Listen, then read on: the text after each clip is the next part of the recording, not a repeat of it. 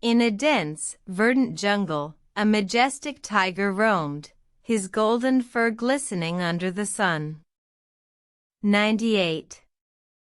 One day, he came upon a river swollen with floodwaters, a formidable obstacle blocking his path. 99. The tiger, undeterred, approached the river's edge, gazing at the churning waters with determination in his eyes. 100. He considered his options, pondering the wisdom of attempting to swim across or searching for another way. 101. But the tiger, a creature of courage and will, decided to challenge the river's might. 102. He took a deep breath, and with a powerful leap, he launched himself into the current, fighting against the torrent. 98.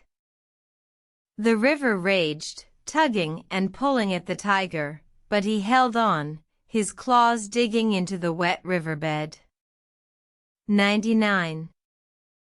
With each stroke, he swam harder, his body cutting through the water, determined to reach the other side. 100.